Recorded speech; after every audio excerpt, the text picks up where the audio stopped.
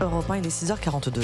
Ça n'aura pas échappé au gouvernement. Voilà que les pêcheurs sont en train de rejoindre les agriculteurs dans la rue. Cette convergence des luttes, on a pu la voir hier en Bretagne. Pourquoi ce malaise profond également chez les pêcheurs? C'est ce que nous allons voir sur Europe 1. Votre invité, Alexandre Lemers, c'est Olivier Lenézé, président du Comité national des pêches maritimes et des élevages marins. Bonjour Olivier Lenézé.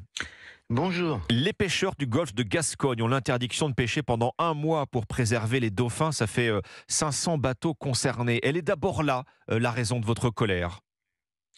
Oui, la raison de notre colère, c'est surtout d'abord et avant tout que 4 associations environnementales ont fait un recours et ont fait un référé de suspension qui a fait que le Conseil d'État a condamné l'État à devoir mettre les navires 1 mois le long du quai pour certains types de pêche, hein, pas tous les pêcheurs du golfe de Gascogne, c'est certains types de pêche.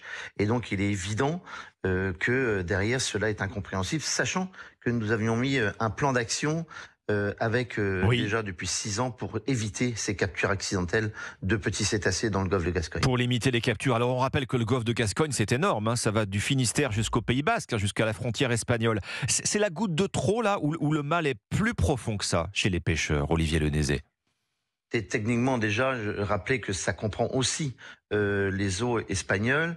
C'est important d'avoir en tête aussi que ce sont les navires français, mais aussi les navires européens ou de pays tiers avec des engins à risque qui sont interdits du 22 janvier au 20 février. Oui. Et donc évidemment que cet impact, il est important. Il comprend d'ailleurs les producteurs, mais aussi les ports, les criers, la filière aval, et que cet impact il est majeur pour une activité pour alimenter et nourrir la population. Bon, quand vous rejoignez, je veux dire, les agriculteurs dans la rue, comme on l'a vu hier à Rennes, vous les rejoignez pour prendre l'aspiration, vous faire entendre, ou vous partagez leurs revendications? Le poids des normes, par exemple, hein, celles qui viennent de l'Union européenne notamment.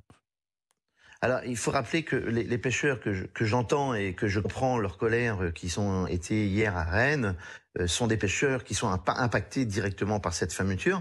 Le Comité national des pêches n'est pas un syndicat, hein, c'est une organisation professionnelle. Oui. Il y a des syndicats à la pêche qui, eux, doivent justement s'exprimer aussi sur cette mobilisation et qui n'est pas tout à fait le même combat que les agriculteurs. Pas le même combat. Voilà, là aujourd'hui, on a une fermeture qui n'est pas entendable. Et évidemment, il y a des similitudes sur les normes européennes. Évidemment que la politique commune des pêches est très dure, elle est très, très restrictive.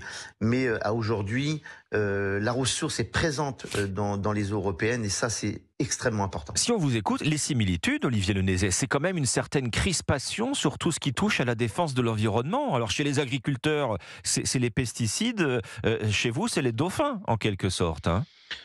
Oui, mais c'est aussi d'autres problématiques comme le dérèglement climatique où les pêcheurs en sont les premières victimes. Là aujourd'hui sur les dauphins et sur les petits cétacés, la vraie question c'est comment fait-on pour trouver des solutions qui soient technologiques et de connaissances pour pouvoir contribuer à ce que derrière les pêcheurs puissent continuer leur activité dans le golfe de Gascogne en lien avec leur propre environnement marin. Bon, 1 mois bloqué au port, évidemment, c'est énorme, hein, pour un bateau de pêche, pour un petit équipage, un patron de pêche. Est-ce qu'un jeune, j'ai envie de vous poser cette question, Olivier Lenézé, est-ce qu'un jeune qui se lance aujourd'hui dans la pêche, il peut raisonnablement se dire, si je m'y prends bien, je vais être rentable, ou c'est plus compliqué que ça? C'est plus compliqué que ça.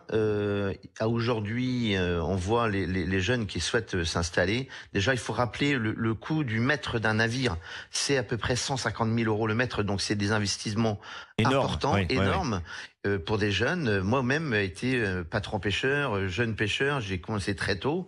Et à aujourd'hui, on voit que les navires ont un coût très cher, mais surtout c'est que la flotte est très vieillissante. Il faut la renouveler, ces flottes de pêche. Il faut qu'elles soient aidées, car s'il n'y a pas d'aide pour renouveler et donner de la visibilité aux jeunes pour investir dans des bateaux et en même temps avoir l'attractivité du métier, parce qu'on a besoin de marins, on a besoin de marins-pêcheurs, et donc il est indispensable aujourd'hui de redonner cette visibilité.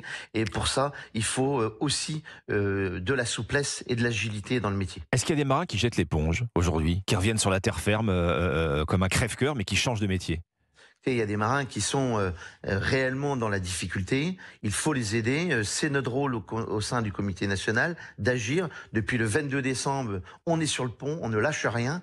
Parce que derrière, on se doit de trouver des solutions à court terme, mais aussi dans le long terme. Donc il est indispensable de pouvoir indemniser la profession pour passer ce cap. Vous ne lâchez rien. Concrètement, ça veut dire quoi? Vous allez rejoindre partout les cortèges de tracteurs. Là, on l'a vu hier à Rennes, ça va se multiplier. Vous allez prévoir d'autres actions de plus grande ampleur, Olivier Le Nézet?